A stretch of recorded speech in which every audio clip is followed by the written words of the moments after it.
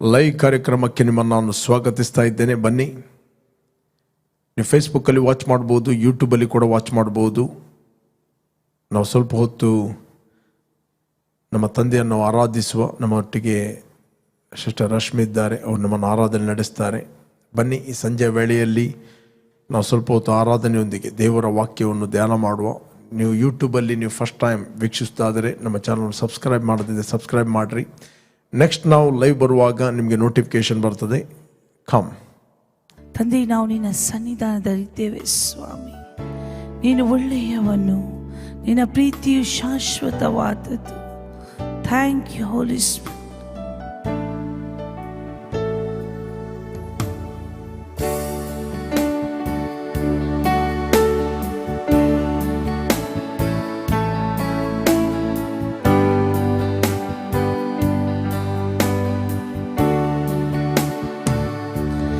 ಮಹಿಮೆಯು ನಿನಗೆ, ಘನತೆಯು ನಿನಗೆ, ಪ್ರಭಾವವು ನಿನಗೆ ಯೇಸುವೇ.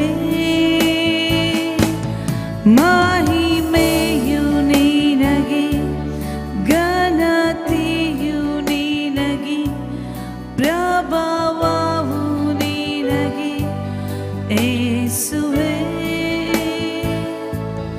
ಮಹಿಮೆಯು ನಿನಗೆ, ಘನತೆಯು ನಿನಗೆ, ಪ್ರಭಾವವು ನಿನಗೆ ಯೇಸುವೇ. ಯೇಸುವೇ, ಯೇಸುವೇ, ಯೇಸುವೇ, ನನ್ನ ಯೇಸುವೇ. ಯೇಸುವೇ, ಯೇಸುವೇ, ಯೇಸುವೇ, ನನ್ನ ಯೇಸುವೇ.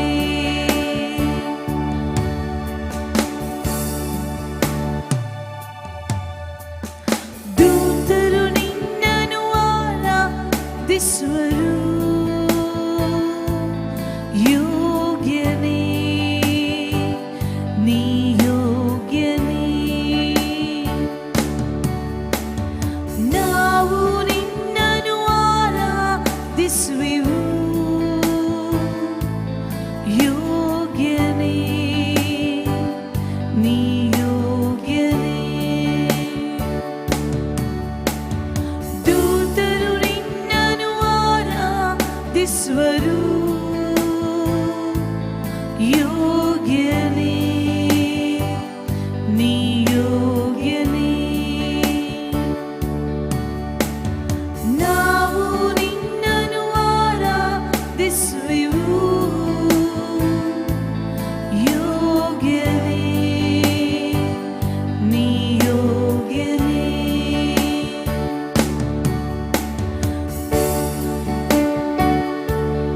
ಮಹಿಮೆಯು ನಿನಗೆ, ಘನತೆಯು ನಿನಗೆ, ಪ್ರಭಾವವು ನಿನಗೆ ಯೇಸುವೇ. ಮಹಿಮೆಯು ನಿನಗೆ, ಘನತೆಯು ನಿನಗೆ, ಪ್ರಭಾವವು ನಿನಗೆ ಯೇಸುವೇ. ಯೇಸುವೇ, ಯೇಸುವೇ, ಯೇಸುವೇ, ನನ್ನ ಯೇಸುವೇ. ಯೇಸುವೇ, ಯೇಸುವೇ, ಯೇಸುವೇ, ನನ್ನ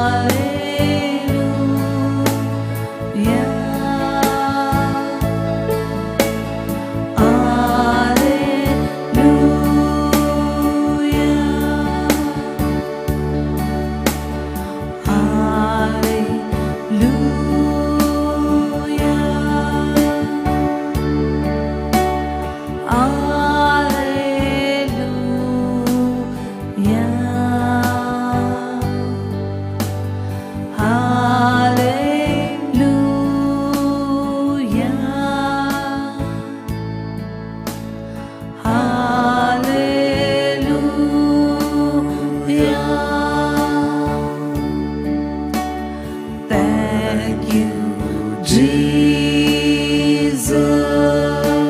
Yes, Lord. Thank you, Jesus.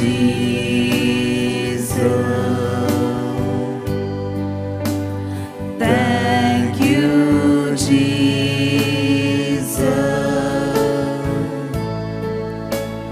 Thank you, Jesus. Holy Spirit, Yes, Lord. Thank you. Holy Spirit,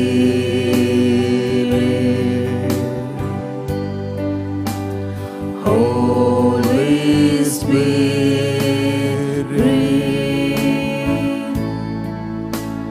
Holy Spirit, Holy Spirit,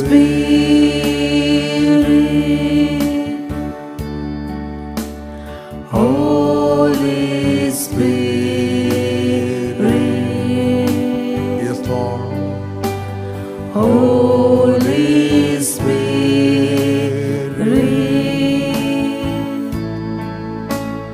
Holy Spirit.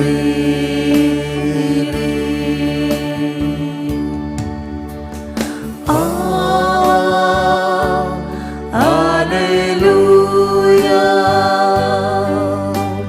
Ah, Hallelujah. Ah, Hallelujah. Ah, Hallelujah. Ah, Hallelujah. Ah, Hallelujah. Ah, Hallelujah.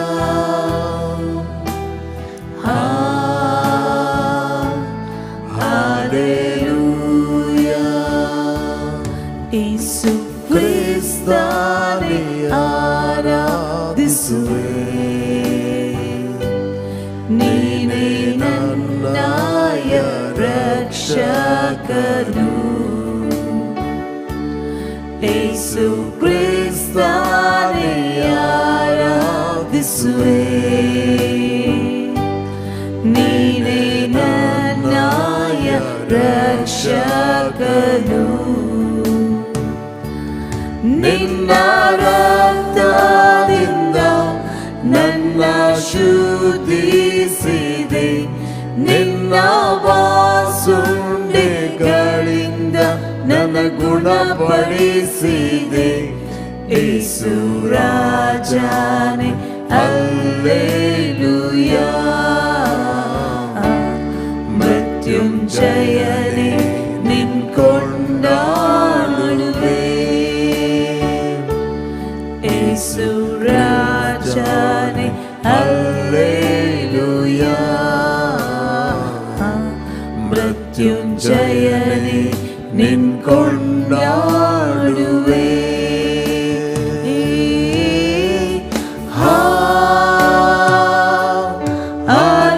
Hallelujah.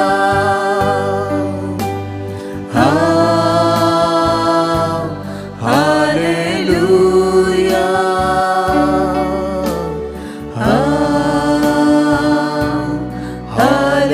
Hallelujah. Yes, Lord, we thank you.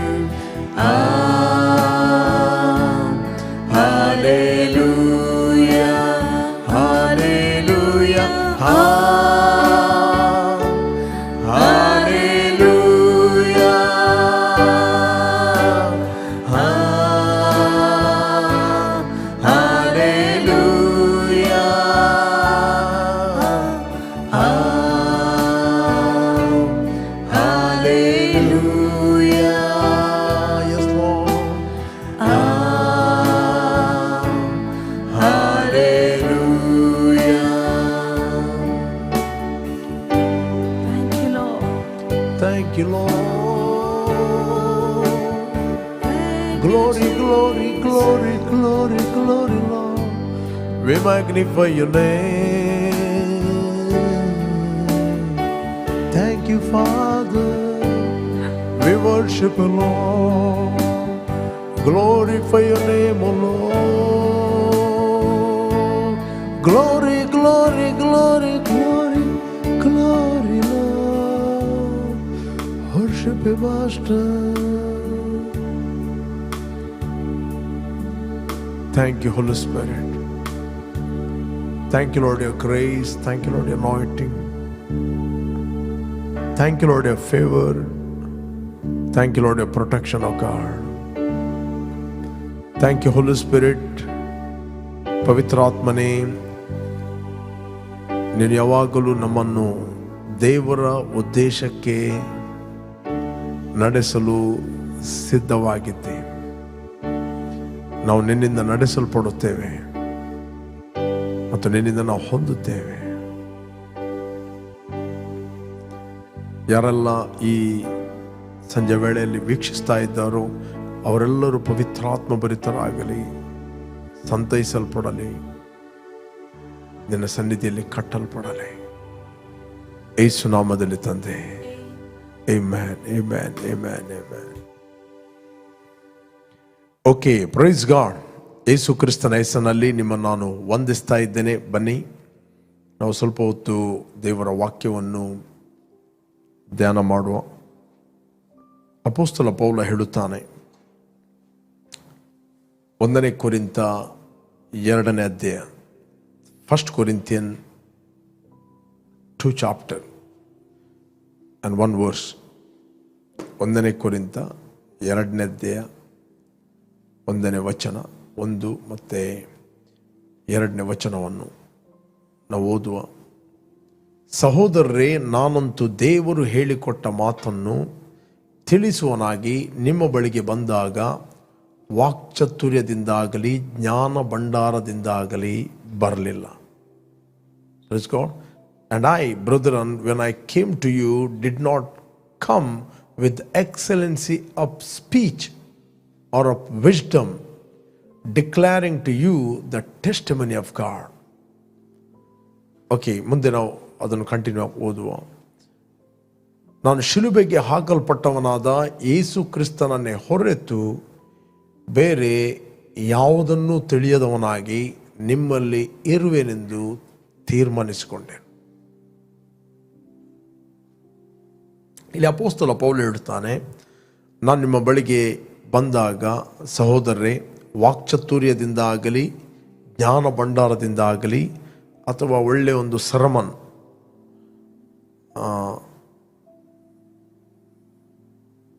ಜ್ಞಾನದಿಂದ, ಲೌಕಿಕ ಜ್ಞಾನದಿಂದ ನಾನು ಬರಲಿಲ್ಲ.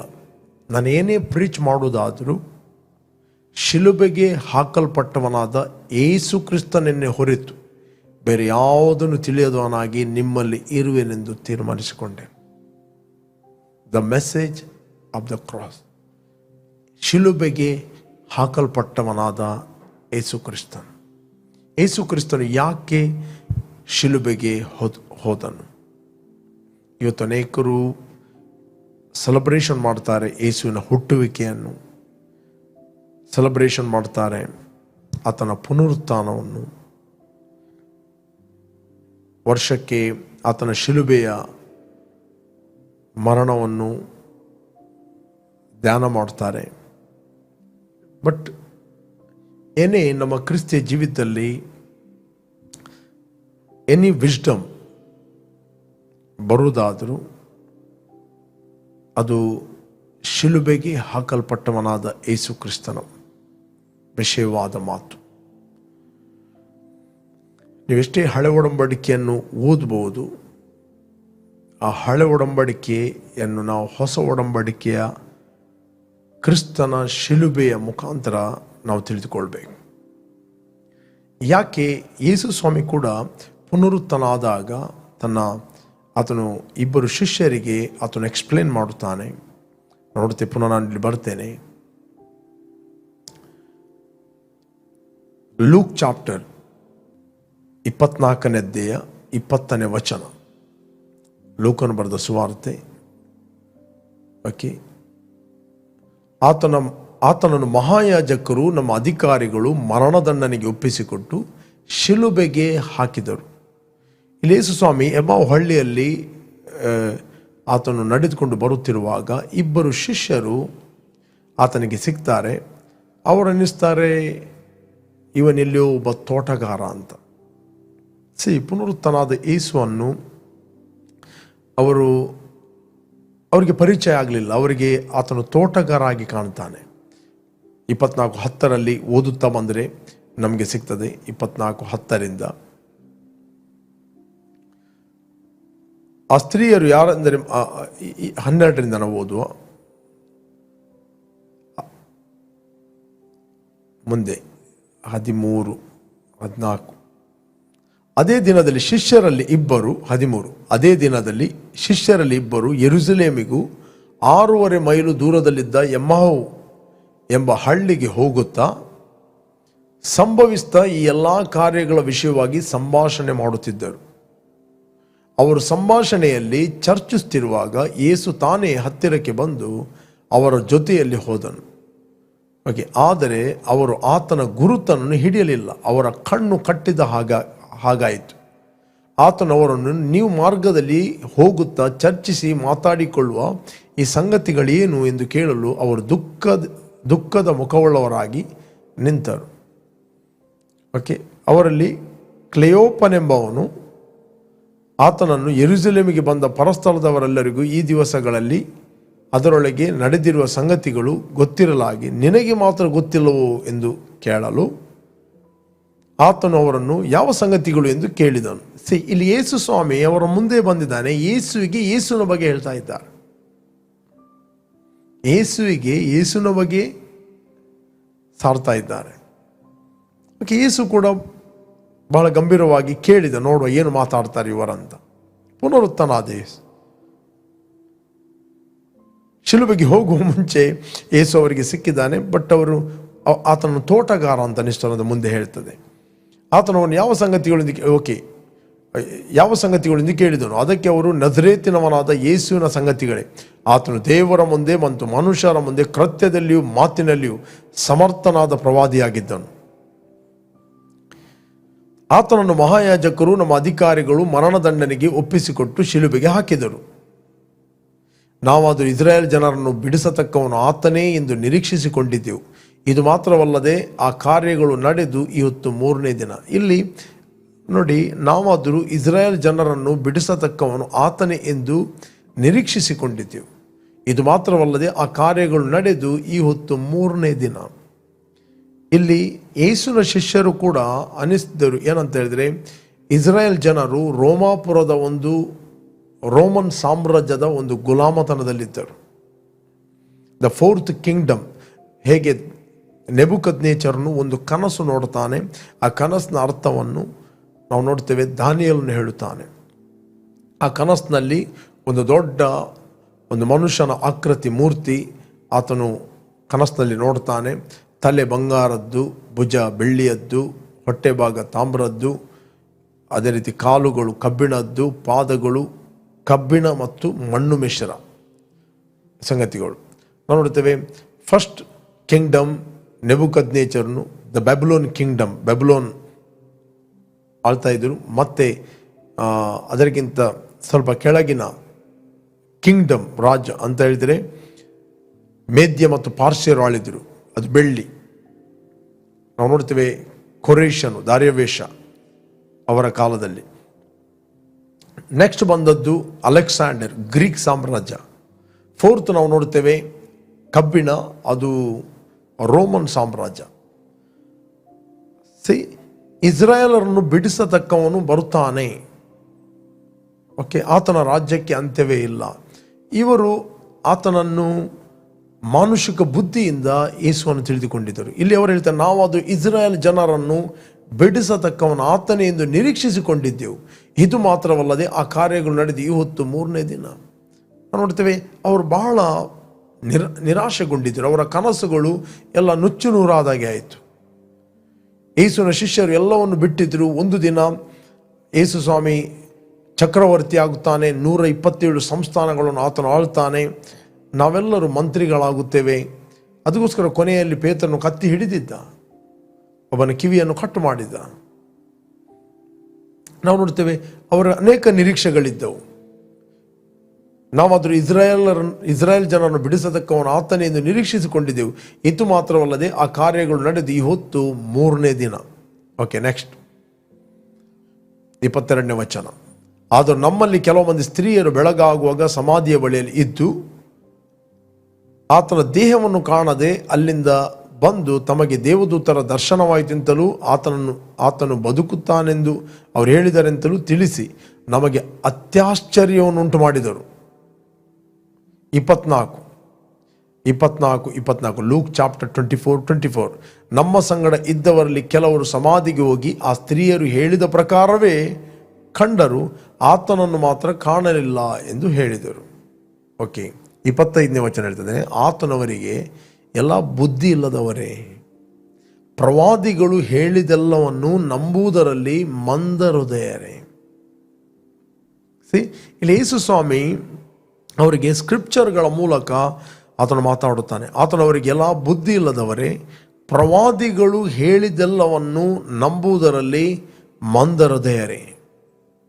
Okay, ಕ್ರಿಸ್ತನು ಇಂಥ ಶ್ರಮೆಗಳನ್ನು ಅನುಭವಿಸಿ ತನ್ನ ಮಹಾಪದವಿಗೆ ಸೇರುವುದು ಅಗತ್ಯವಾಗಿತ್ತಲ್ಲವೇ ಎಂದು ಹೇಳಿ, ಕ್ರಿಸ್ತನು ಇಂಥ ಶ್ರಮೆಗಳನ್ನು ಅನುಭವಿಸಿ ಅಂದರೆ ಕ್ರಿಸ್ತನು ಶಿಲುಬೆಗೆ ಹೋಗಿ ರಕ್ತವನ್ನು ಸುರಿಸಿ ಹೂಣಲ್ಪಟ್ಟು ಪುನರುತ್ಥಾನವಾಗಿ ಆ ಮಹಾಪದವಿಗೆ ಸೇರುವುದು ಅಗತ್ಯವಾಗಿತ್ತಲ್ಲವೇ ಎಂದು ಹೇಳಿ, ಓಕೆ, ಮೋಶೆ ಮತ್ತು ಎಲ್ಲ ಪ್ರವಾದಿಗಳ ಗ್ರಂಥಗಳು ಮೊದಲುಗೊಂಡು ಸಮಸ್ತ ಗ್ರಂಥಗಳಲ್ಲಿ ತನ್ನ ವಿಷಯವಾಗಿರುವ ಸೂಚನೆಗಳನ್ನು ಅವರಿಗೆ ವಿವರಿಸ್ತಾನು. ಈ ಸ್ವಾಮಿ ಏನು ಹೆಚ್ಚು ವಿವರಿಸ್ತಿಲ್ಲ. ಈ ಸ್ವಾಮಿ ಅದೇ ಅವರ ಕೈಯಲ್ಲಿದ್ದ ಧರ್ಮಶಾಸ್ತ್ರವನ್ನು ಸ್ಕ್ರಿಪ್ಚರ್ಗಳನ್ನು ತೋರಿಸಿ ಹೇಗೆ ಯೇಸು ಕ್ರಿಸ್ತನು ಬಾಧೆಪಟ್ಟು ಶಿಲುಬೆಗೆ ಹೋಗಿ ಹೂಣಲ್ಪಟ್ಟು 3ನೇ ದಿನ ಪುನರುತ್ಥಾನಾಗಿ ಮಹಾಪದವಿಗೆ ಸೇರುತ್ತಾನೆ ಅಂತ ಆತನು ಮೋಶೆ ಮತ್ತು ಪ್ರವಾದಿಗಳ ಗ್ರಂಥ ಮೊದಲುಗೊಂಡು ಸಮಸ್ತ ಗ್ರಂಥಗಳಲ್ಲಿ ತನ್ನ ವಿಷಯವಾಗಿರುವ ಸೂಚನೆಗಳನ್ನು ಅವರಿಗೆ ವಿವರಿಸ್ತಾನೆ. ಓಕೆ, ಅದಕ್ಕೆ ಇಲ್ಲಿ ಅಪೊಸ್ತಲ ಪೌಲ ಆತನು ಜ್ಞಾನಿ. ಆತನಿಗೆ ಹಳೆ ಒಡಂಬಡಿಕೆಯ ಎಲ್ಲ ವಿಷಯಗಳು ಆತನಿಗೆ ಗೊತ್ತು. ನಾವು ನೋಡ್ತೇವೆ ಹಳೆ ಒಡಂಬಡಿಕೆ. ಬಟ್ ಯೇಸು ಸ್ವಾಮಿ ಬರುತ್ತಾನೆ, ಕುರುಜಿಗೆ ಹೋಗ್ತಾನೆ, ಸಾಯ್ತಾನೆ, ಹೂಣಲ್ಪಡ್ತಾನೆ, ಈ ವಿಷಯಗಳು ಅವ್ರಿಗೆ ಗೊತ್ತಿಲ್ಲ. ಕ್ರಿಸ್ತನು ಬರುತ್ತಾನೆ, ದೇವರ ವಾಗ್ದಾನವನ್ನು ನೆರವೇರಿಸ್ತಾನೆ. ಬಟ್ ಆ ಶಿಲುಬೆಗೆ ಹಾಕಲ್ಪಟ್ಟ ಆ ಯೋಸೇಫನ ಮಗ ಯೇಸು ಅಂತ ಅನೇಕರು ಒಪ್ಪಿಕೊಳ್ಳಿಕ್ಕೆ ರೆಡಿ ಇರಲಿಲ್ಲ. ಅದಕ್ಕೆ ಅಪೊಸ್ತಲ ಪೌಲ ಹೇಳ್ತಾನೆ, ನಾನು ನಿಮ್ಮ ಬಳಿಗೆ ಬಂದಾಗ ವಾಕ್ಚಾತುರ್ಯದಿಂದಾಗಲಿ ಜ್ಞಾನ ಭಂಡಾರದಿಂದಾಗಲಿ ನಾನು ಬರಲಿಲ್ಲ. ನಾನು ಶಿಲುಬೆಗೆ ಹಾಕಲ್ಪಟ್ಟ ಯೇಸು ಕ್ರಿಸ್ತನನ್ನೇ ಹೊರತು ಬೇರೆ ಏನು ನನಗೆ ಗೊತ್ತೇ ಇಲ್ಲ. ತಿಳಿಯದವನಾಗಿದ್ದೇನೆಂದು ನನ್ನ ಒಳಗೆ ನಾನು ತೀರ್ಮಾನ ಮಾಡಿಕೊಂಡೆ. ಅವನು ತನ್ನ ಹೃದಯದಲ್ಲಿ ತೀರ್ಮಾನ ಮಾಡಿದ, what ever the message I preach, ಏನೇ ನಾನು ಮೆಸೇಜನ್ನು ಪ್ರೀಚ್ ಮಾಡಿದರೆ ಶಿಲುಬೆಯನ್ನು ನಾನು ಮಾತಾಡಬೇಕು, ಶಿಲುಬೆಗೆ ಹಾಕಲ್ಪಟ್ಟ ಯೇಸುವನ್ನು ನಾನು ಮಾತಾಡಬೇಕು. ಪ್ರೇರೆ, ದೇವರು ಲೋಕದ ಮೇಲೆ ಎಷ್ಟೋ ಪ್ರೀತಿ ಮಾಡಿ ತನ್ನ ಒಬ್ಬನೇ ಮಗನನ್ನು ಈ ಲೋಕಕ್ಕೆ ಕಳಿಸಿದ. ದೇವರು ಲೋಕದ ಮೇಲೆ ಎಷ್ಟೋ ಪ್ರೀತಿಯನ್ನು ಮಾಡಿದ. ಆತನು ಎಲ್ಲರನ್ನು ಪ್ರೀತಿ ಮಾಡಿದ್ದಾನೆ. ನಮ್ಮನ್ನು ಇದ್ದ ಹಾಗೆ ಆತನು ಪ್ರೀತಿ ಮಾಡಿದ್ದಾನೆ. ಆತನು ನಮ್ಮಲ್ಲಿ ಯಾವ ಒಳ್ಳೆತನವನ್ನು ನೋಡಿ ಆತನು ಪ್ರೀತಿ ಮಾಡಲಿಲ್ಲ. ನಮ್ಮ ತಲಾಂತುಗಳನ್ನು ನೋಡಿ ಪ್ರೀತಿ ಮಾಡಲಿಲ್ಲ. ನಮ್ಮ ಹಿನ್ನೆಲೆಯನ್ನು ನೋಡಿ ಪ್ರೀತಿ ಮಾಡಲಿಲ್ಲ. ನಮ್ಮ ಬಣ್ಣವನ್ನು ನೋಡಿ ಆತನು ಪ್ರೀತಿ ಮಾಡಲಿಲ್ಲ. ನಾವೆಷ್ಟು ಭಕ್ತ ಕುಟುಂಬದಲ್ಲಿ ಒಳ್ಳೆಯವರಾಗಿ ಹುಟ್ಟಿದ್ದೇವೆ ಅದನ್ನು ನೋಡಿ ಆತನು ನಮ್ಮನ್ನು ಪ್ರೀತಿ ಮಾಡಲಿಲ್ಲ. ಆತನು ನಮ್ಮನ್ನು ಇದ್ದ ಹಾಗೆ ಪ್ರೀತಿ ಮಾಡಿದ್ದಾನೆ. ಓಕೆ, ಆತನ ಉದ್ದೇಶ ಏನಂತ ಹೇಳಿದರೆ, ಪಾಪ ಮಾಡಿದ ಪ್ರಾಣಿ ಸಾಯಬೇಕು. ಪಾಪದ ಸಂಬಳ ಮರಣ. 23ನೇ ವಚನದಲ್ಲಿ ನಾವು ನೋಡಲಿಕ್ಕೆ ಹೋದರೆ ಸಿಗ್ತದೆ. Romans 3 chapter 23 verse. Romans 3 23 ಎಲ್ಲರೂ ಪಾಪ ಮಾಡಿ ದೇವರ ಮಹಿಮೆಯನ್ನು ಹೊಂದದೆ ಹೋಗಿದ್ದಾರೆ. ಓಕೆ, ಅವ್ರ ನೀತಿ. ಓಕೆ, ಇನ್ನೊಂದು 6ನೇದ್ದು 23ನೇ ವಚನ ನಾವು ನೋಡಿದರೆ ನಮಗೆ ಸಿಗ್ತದೆ. 6:23 ಯಾಕಂದರೆ ಪಾಪವು ಕೊಡುವ ಸಂಬಳ ಮರಣ, ದೇವರ ಉಚಿತಾರ್ಥವಾದ ವರವು ನಮ್ಮ ಕರ್ತನಾದ ಯೇಸುವಿನಲ್ಲಿ ಇರುವ ನಿತ್ಯ ಜೀವ. ದ ಇಟರ್ನಲ್ ಲೈಫ್, ದ ನಿತ್ಯ ಜೀವ. ಪ್ರೇರೆ, ಪ್ರತಿಯೊಬ್ಬ ವ್ಯಕ್ತಿ ಶರೀರ ಸಂಬಂಧವಾಗಿ ಯಾರು ಹುಟ್ಟುತ್ತಾನೋ ಅವನು ಪಾಪಿಯಾಗಿ ಹುಟ್ಟಿದ್ದಾನೆ. Is a sinner. ಆತನು ಪಾಪಿಯಾಗಿ ಹುಟ್ಟಿದ್ದಾನೆ. ಪ್ರತಿಯೊಬ್ಬ ಪಾಪಿಯ ಮೇಲೆ ಒಂದು ತೀರ್ಪು ಇದೆ, ಅದು ಮರಣ, ಜಡ್ಜ್ಮೆಂಟ್. ಬಟ್ ದೇವರು ಲೋಕದ ಮೇಲೆ ಎಷ್ಟೋ ಪ್ರೀತಿಯನ್ನು ಮಾಡಿ ಪಾಪ ಇಲ್ಲದ ತನ್ನ ಮಗನನ್ನು ಈ ಲೋಕಕ್ಕೆ ಆತನು ಕಳಿಸಿದ. ಆತನು ಮನುಷ್ಯನಾಗಿ ಈ ಲೋಕಕ್ಕೆ ಬಂದ. ಆತನು 100% ಕನ್ಯಾ ಮರಿಯಳ ಗರ್ಭದಲ್ಲಿ ಆತನು ಹುಟ್ಟಿ ಮನುಷ್ಯನಾಗಿ ಹುಟ್ಟಿದ. ನಮ್ಮ ಮೇಲಿದ್ದ ತೀರ್ಪನ್ನು, ನಮ್ಮ ಮೇಲಿದ್ದ ಅಪರಾಧದ ಪತ್ರವನ್ನು, ನಮ್ಮ ಮೇಲಿದ್ದ ಜಡ್ಜ್ಮೆಂಟನ್ನು, ನಮ್ಮ ಮೇಲಿದ್ದ ಮರಣದಂಡನೆಯ ತೀರ್ಪನ್ನು ಆತನು ಶಿಲುಬೆಯಲ್ಲಿ ಜಡಿದು ಅದನ್ನು ಇಲ್ಲದಂತಾಗ ಮಾಡಿದನು. ಯಾವಾಗ ಯೇಸು ಸ್ವಾಮಿ ಕ್ರೂಜೆಯಲ್ಲಿ ಸತ್ತ, ದೇವರು ಆತನನ್ನು ಜಡ್ಜ್ ಮಾಡಿದನು. ಆತನ ಮೇಲೆ ತೀರ್ಪನ್ನು ಆತನ ಮೇಲೆ ಹಾಕಿದನು. ನಮ್ಮ ಅಪರಾಧಗಳ ನಿಮಿತ್ತವಾಗಿ ದೇವರು ಆತನನ್ನು ಮರಣಕ್ಕೆ ಒಪ್ಪಿಸಿದನು. ನಮ್ಮನ್ನು ದೇವರು ಮರಣಕ್ಕೆ ಒಪ್ಪಿಸ್ತಿಲ್ಲ. ಬೈಬಲ್ ಹೇಳುತ್ತದೆ, ದೇವರು ಯೇಸುವನ್ನು ಮರಣಕ್ಕೆ ಒಪ್ಪಿಸ್ತಾನು, ದೇವರು ಯೇಸುವನ್ನು ತೀರ್ಪಿಗೆ ಒಪ್ಪಿಸ್ತಾನು. ನಮ್ಮ ಮೇಲಿದ್ದ ತೀರ್ಪಿಗೆ ಮರಣಕ್ಕೆ, ಪಾಪಕ್ಕೆ ಇರುವಂಥ ಮರಣದ ತೀರ್ಪನ್ನು ದೇವರು ಯೇಸುವಿನ ಮೇಲೆ ಹಾಕಿದನು. ಯೇಸು ಕ್ರಿಸ್ತನು ತನಗೋಸ್ಕರ ಆತನು ಸಾಯಲಿಲ್ಲ, ಆತನಿಗೋಸ್ಕರ ಆತನು ಸಾಯಲಿಲ್ಲ. ಆತನು ಸತ್ತದ್ದು ನನಗೋಸ್ಕರ ಮತ್ತು ನಿನಗೋಸ್ಕರ. ಓಕೆ, ಈ ಸ್ವಾರ್ಥ ಏನಿದ್ದು, ದ ಗುಡ್ ನ್ಯೂಸ್, ಆತನು ಮಾಡಿ ಮುಗಿಸಿದ ಕೆಲಸವನ್ನು, ದ ಫಿನಿಶ್ಡ್ ವರ್ಕ್, ಆ ಶಿಲುಬೆಗೆ ಹಾಕಲ್ಪಟ್ಟ ಯೇಸುವನ್ನು, ಆತನ ಹೂಣಲ್ಪಡಬೇಕು, ಆತನ ಪುನರುತ್ಥಾನವನ್ನು ನಾವು ನಂಬಿದಾಗ ನಮ್ಮ ಪಾಪಗಳು ಪರಿಹಾರವಾಗಿ ನಾವು ಮರಣದಿಂದ ಪಾರಾಗಿ ನಾವು ಜೀವಕ್ಕೆ ಸೇರಿದ್ದೇವೆ. ನಾವು ತೀರ್ಪಿಗೆ ಗುರಿ ಆಗುವುದಿಲ್ಲ, ನಾವು ದೇವರ ಮಕ್ಕಳಾಗಿದ್ದೇವೆ. ಅದಕ್ಕೋಸ್ಕರ ದೇವರ ವಾಕ್ಯ ಹೇಳ್ತದೆ, ಯಾರಾದರೂ ಕ್ರಿಸ್ತನಲ್ಲಿದ್ದರೆ ಅವನು ಹೊಸ ಸೃಷ್ಟಿಯಾಗಿದ್ದಾನೆ. ಯಾಕೆ? ಕ್ರಿಸ್ತನ ಶ್ರಮೆ ಮತ್ತು ಪುನರುತ್ಥಾನದ ಮೂಲಕ ನಾವು ಹೊಸ ಸೃಷ್ಟಿಯಾಗಿದ್ದೇವೆ. We are born of God. ನಮ್ಮ ಹಳೆಯ ಮನುಷ್ಯನು, ಆತನು ಈ ದೇಹದ ಒಳಗಿರುವ ದ ಓಲ್ಡ್ ಮ್ಯಾನ್, ದ ಹಳೆಯ ಮನುಷ್ಯನು ಆತನು ಸತ್ತಿದ್ದಾನೆ. ಬಾರ್ನ್ ಅಗೇನ್ ಆದ ಬಿಲೀವರ್, ವಿಶ್ವಾಸಿ, ಆತನು ಹೊಸ ಮನುಷ್ಯನಾಗಿ ಹುಟ್ಟಿದ್ದಾನೆ. ಆತನು ದೇವರಿಂದ ಹುಟ್ಟಿದ್ದಾನೆ. ಆ ರಕ್ತ ಸಂಬಂಧವಾದ ಆ ಒಂದು ಸಂಬಂಧಕ್ಕೆ ಆತನು ಸತ್ತಿದ್ದಾನೆ. ಅವನ ಹಳೆಯ ಮನುಷ್ಯನು ಕ್ರಿಸ್ತನೊಂದಿಗೆ ಸತ್ತಿದ್ದಾನೆ. ಕ್ರಿಸ್ತನು ಬಾಧೆಯನ್ನು ಅನುಭವಿಸ್ತಾನೆ. ಅದರ ಮೇಲೆ ನಾವು ಕೂಡ ಕ್ರಿಸ್ತನ ದೇಹದ ಮೂಲಕ ಪಾಪದ ಪಾಲಿಗೆ ನಾವು ಸತ್ತಿದ್ದೇವೆ. ಪ್ರೇಸ್ ಗಾಡ್, ನಾವು ಕೂಡ ಸತ್ತಿದ್ದೇವೆ. We are died with Christ. ನಮ್ಮ ಹಳೆಯ ಮನುಷ್ಯನು ಕ್ರಿಸ್ತನೊಂದಿಗೆ ಸತ್ತಿದ್ದಾನೆ. ಹಳೆಯ ಮನುಷ್ಯನು ಕ್ರಿಸ್ತನೊಂದಿಗೆ ಹೂಣಲ್ಪಟ್ಟಿದ್ದಾನೆ. ನಾವು ಕ್ರಿಸ್ತನೊಂದಿಗೆ ಹೊಸಬರಾಗಿ ಎದ್ದಿದ್ದೇವೆ. ನಾವು ಕ್ರಿಸ್ತನೊಂದಿಗೆ ಹೊಸಬರಾಗಿ ತಂದೆಯ ಮಹಿಮೆಯಲ್ಲಿ ಎದ್ದಿದ್ದೇವೆ. We are the brand new person. ನಮ್ಮನ್ನು ದೇವರು ಹೊರಗೆ ನೋಡುವುದಿಲ್ಲ, ನಮ್ಮನ್ನು ದೇವರು ಒಳಗೆ ನೋಡುತ್ತಾನೆ. ಒಳಗಿದ್ದ ಮನುಷ್ಯ ಆತನು ಬ್ರ್ಯಾಂಡ್ ನ್ಯೂ ಪರ್ಸನ್. ಒಂದು ವೇಳೆ ನೀನು 20 ವರ್ಷ ಪ್ರಾಯದಲ್ಲಿ ಯೇಸುವನ್ನು ಅಂಗೀಕಾರ ಮಾಡಿರ್ಬೋದು, 50 ವರ್ಷ ಪ್ರಾಯದಲ್ಲಿ ನೀನು ಯೇಸುವನ್ನು ಅಂಗೀಕಾರ ಮಾಡಿರ್ಬೋದು. 50 ವರ್ಷದ ಆ ಹಳೆಯ ಮನುಷ್ಯ ಆತನು ಡಿಸ್ಕನೆಕ್ಟ್ ಆಗಿದ್ದಾನೆ, ಆತನು ಸತ್ತಿದ್ದಾನೆ. Is died. ದೇವರು ನಿನ್ನ 50 ವರ್ಷದ ಹಳೆಯ ಮನುಷ್ಯನನ್ನು ನೋಡುವುದಿಲ್ಲ. ದೇವರು ನಿನ್ನನ್ನು ಕ್ರಿಸ್ತನಲ್ಲಿ ಹೊಸ ಮನುಷ್ಯನಾಗಿ ನೋಡುತ್ತಾನೆ. You are a brand new person. ಯಾರು ನೀವು ಯೇಸುವನ್ನು ಅಂಗೀಕಾರ ಮಾಡಿದ್ದೀರಿ, you are a brand new person. You are the child of God. ನೀವು ದೇವರ ಮಗನಾಗಿದ್ದಿ. You are the breed of God. ನೀನು ದೇವರ ಸಂತಾನವಾಗಿದ್ದಿ. ನೀನು ದೇವರಿಗೆ ಕ್ರಿಸ್ತನಲ್ಲಿ ಹುಟ್ಟಿದ್ದಿ. ದೇವರನ್ನ ನೋಡುವಾಗ ಹೊಸಬನಾಗಿ ನೋಡ್ತಾನೆ. ಮತ್ತು ದೇವರು ನಮಗೆ ಈ ಸುವಾರ್ತೆಯ ಜವಾಬ್ದಾರಿಯನ್ನು ನಮಗೆ ಕೊಟ್ಟಿದ್ದಾನೆ. ಬೇಕಾದರೆ ನಾವು ಓದುವ 2 Corinthians 5 chapter 17 and 18 verse 17 and 18. ಹೀಗಿರಲಾಗಿ ಯಾವನಾದರೂ ಕ್ರಿಸ್ತನಲ್ಲಿ ಇದ್ದರೆ ಅವನು ನೂತನ ಸೃಷ್ಟಿಯಾದನು. ಈಗ ಪೂರ್ವ ಸ್ಥಿತಿ ಹೋಗಿ ಎಲ್ಲವೂ ನೂತನವಾಯಿತು. ಯಾರು? ನಿಮ್ಮ ಶರೀರ ಅಲ್ಲ, ನಮ್ಮ ಮೈಂಡ್ ಅಲ್ಲ, ರಿಯಲ್ ನಮ್ಮ ಒಳಗಿನ ಮನುಷ್ಯ. ಓಕೆ, ಇದೆಲ್ಲ ದೇವರಿಂದಲೇ ಉಂಟಾದ್ದು. ಆತನು ಕ್ರಿಸ್ತನ ಮೂಲಕ ನಮ್ಮನ್ನು ತನಗೆ ಸಮಾಧಾನ ಪಡಿಸಿಕೊಂಡು ಸಮಾಧಾನ ವಿಷಯವಾದ ಸೇವೆಯನ್ನು ನಮಗೆ ಅನುಗ್ರಹಿಸ್ತಾನೆ. Very very important 18 verse. ಇದೆಲ್ಲ ದೇವರಿಂದಲೇ ಉಂಟಾದದ್ದು, ಇದೆಲ್ಲ ದೇವರಿಂದ ಉಂಟಾದ್ದು, ಇದು ಮನುಷ್ಯನ ಕೆಲಸ ಅಲ್ಲ. ನಾನು ನನ್ನನ್ನು ಬದಲಾಯಿಸಲಿಕ್ಕೆ ಆಗುವುದಿಲ್ಲ. ಅನೇಕರು ಸುವಾರ್ತೆಯನ್ನು ಸಾರುವಾಗ ನೀನು ಶರಾಬ್ ಬಿಡು, ಅದು ಬಿಡು, ಇದು ಬಿಡು, ಮತ್ತು ಯೇಸುವಿನ ಹತ್ತಿರ ಬಾ ಅಂತ ಹೇಳ್ತಾನೆ. ನೋ, ಅವನ್ನೆಲ್ಲ ಬಿಟ್ಟು ಬರುವುದಾದರೆ ಯೇಸು ಯಾಕೆ? ಅವನ ಹತ್ರ ಬಿಡಲಿಕ್ಕೆ ಆಗುವುದಿಲ್ಲ ಅಂತವೇ ಯೇಸು ಬಂದದ್ದು. ಯಾವಾಗ ಯೇಸುವನ್ನು ಆತನು ಅಂಗೀಕಾರ ಮಾಡುತ್ತಾನೆ, ವೆನ್ ಹಿ ಅಕ್ಸೆಪ್ಟ್ ಜೀಸಸ್, ಇದೆಲ್ಲ ಸಂಗತಿಗಳು ತನ್ನಷ್ಟಕ್ಕೆ ಬಿಟ್ಟು ಹೋಗ್ತವೆ.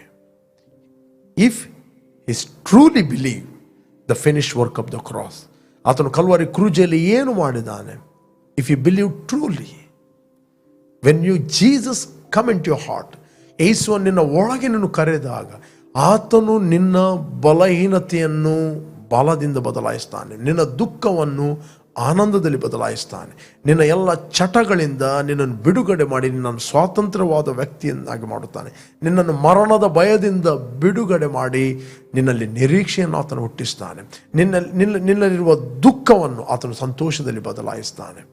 ನೀನು ಯಾವ ಒಂದು ಬಂಧನದಲ್ಲಿದೆ, ಯಾವುದೊಂದು ಚಟದಲ್ಲಿದೆ, ಯಾವುದೊಂದು ರಿಜೆಕ್ಷನ್ನಲ್ಲಿ ಇದೆಯೋ, when you call Jesus in your heart, ಯಾವಾಗ ಯೇಸುವನ್ನು ನಿನ್ನ ಹೃದಯದ ನೀನು ಕರೆಯುತ್ತಿ, ಆತನು ನಿನ್ನ ಒಳಗೆ ಬದಲಾವಣೆಯನ್ನು ತರುತ್ತಾನೆ.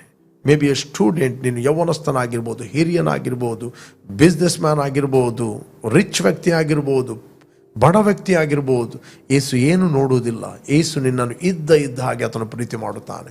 ಆತನು ನಿನಗೋಸ್ಕರ ಕ್ರೂಜೆಯಲ್ಲಿ ಆತನು ಸತ್ತಿದ್ದಾನೆ. ನಿನ್ನ ಪಾಪವನ್ನು ಆತನು ಹೊತ್ತುಕೊಂಡು ಹೋಗಿದ್ದಾನೆ. ಆತನು ನಿನ್ನ ಪಾಪಗಳನ್ನು ಕ್ಷಮಿಸಿದ್ದಾನೆ, ನಿನ್ನ ಮಿಸ್ಟೇಕ್ಗಳನ್ನು ಆತನು ಕ್ಷಮಿಸಿದ್ದಾನೆ, ನಿನ್ನ ಪಾಪದ ರೆಕಾರ್ಡನ್ನು ಆತನು ಅಳಿಸಿ ಬಿಡುತ್ತಾನೆ. ಆತನು ನಿನ್ನ ಮೇಲಿದ್ದ ದೋಷಾರೋಪಣೆಯನ್ನು ಆತನು ತನ್ನ ಮೇಲೆ ಹೊತ್ತುಕೊಂಡು ಹೋಗಿದ್ದಾನೆ. When you call the name of Jesus, ಯಾವಾಗ ಯೇಸು ನಿನ್ನ ಒಳಗೆ ಕರೆಯುತ್ತಿ, ಜಸ್ಟ್ ಕರಿ, ಲಾರ್ಡ್ ಜೀಸಸ್, ಯೇಸುವೆ, ನಾನೊಬ್ಬ ಪಾಪಿ. ನೀನು ಪಾಪ ಮಾಡಿದರಿಂದ ಪಾಪಿ ಅಲ್ಲ, ತಾಯಿಯ ಗರ್ಭದಲ್ಲಿರುವವರೆಗೆ ನೀನು ಪಾಪಿಯಾಗಿದ್ದೆ. ಪಾಪಕ್ಕೆ ಒಂದು ಪರಿಹಾರ ಬೇಕಂತ ಹೇಳಿದರೆ ಅದು ಯೇಸು ಕ್ರಿಸ್ತನ ರಕ್ತ, ಯೇಸು ಕ್ರಿಸ್ತನ ಶಿಲುಬೆಯ ಮರಣ. ಆತನು ಶಿಲುಬೆಯಲ್ಲಿ ಸತ್ತಿದ್ದಾನೆ ನಿನ್ನ ಪಾಪಗೋಸ್ಕರ. ಅವನಿಗೋಸ್ಕರ ಆತನು ಸಾಯಲಿಲ್ಲ, ನಿನಗೋಸ್ಕರ ಆತನು ಸತ್ತಿದ್ದಾನೆ.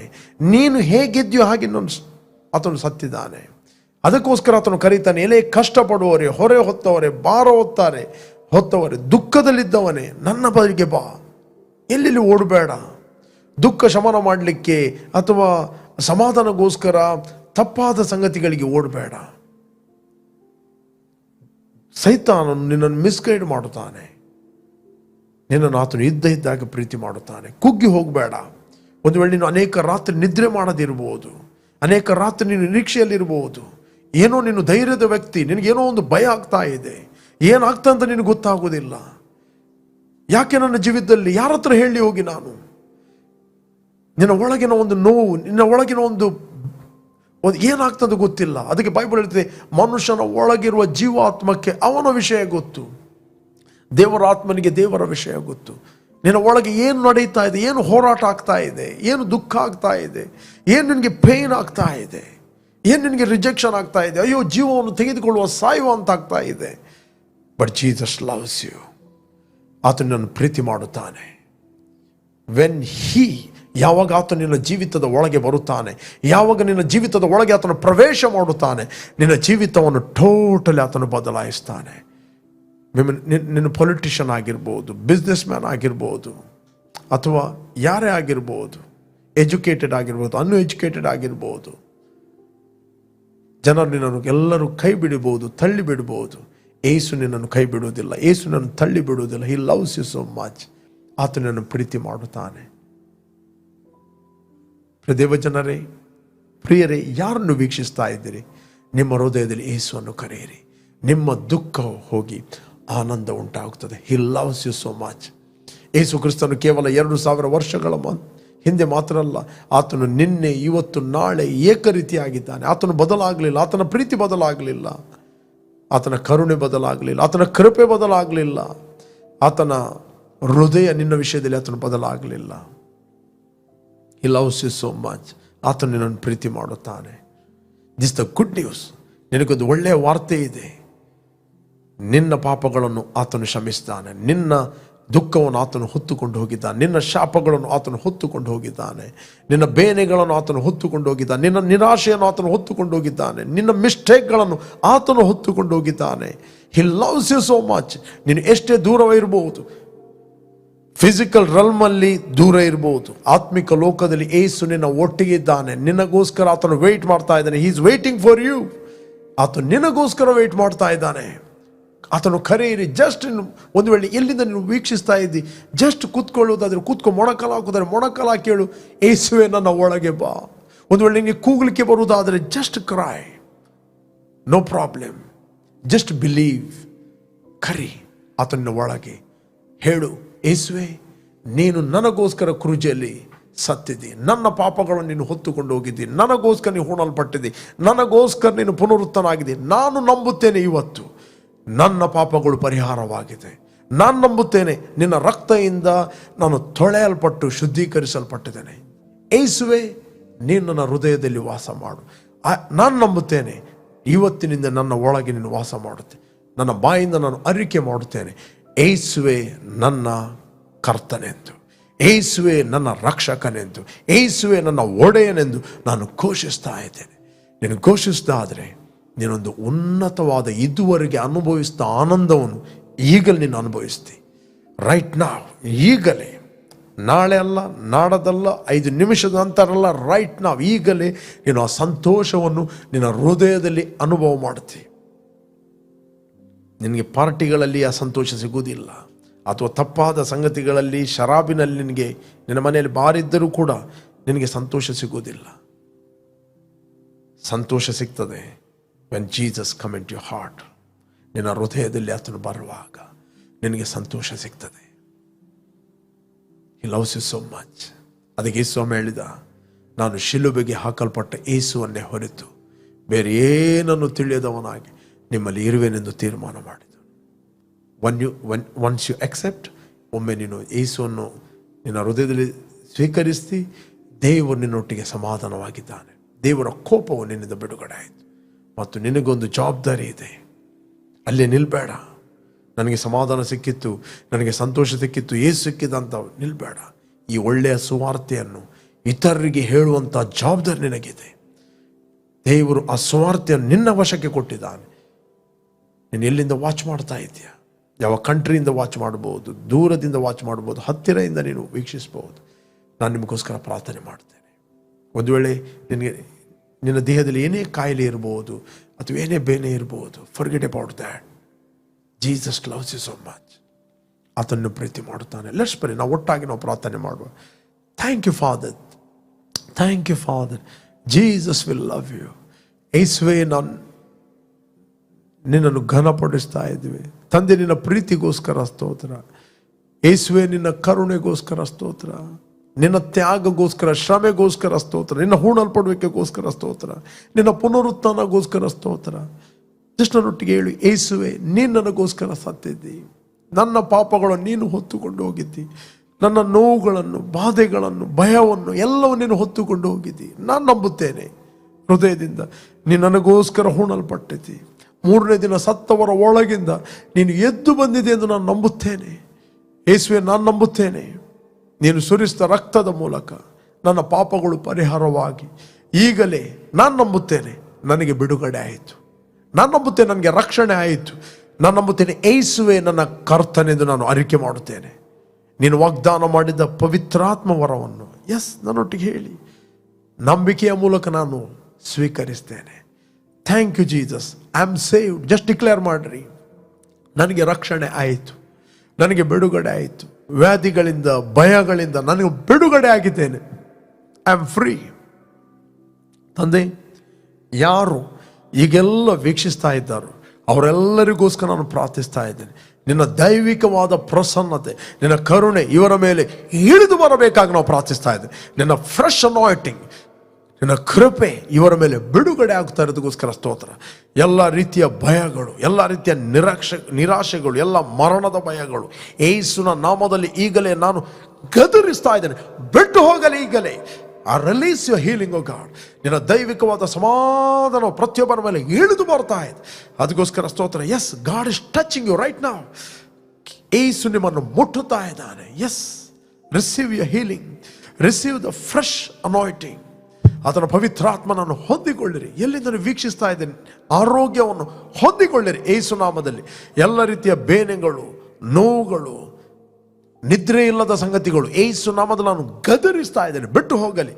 ಇವರಿಗೆ ಒಳ್ಳೆ ನಿದ್ರೆ ಬರಲಿ ಕರ್ತಾನೆ, ಸಮಾಧಾನ ಉಂಟಾಗಲಿ, ಇವರು ಆರೋಗ್ಯದ ನಡೆಯಲೆಂದು ಪ್ರಾರ್ಥಿಸ್ತಾ ಇದ್ದೇನೆ.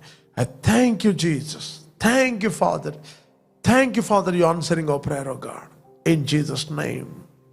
Amen, amen, amen, amen.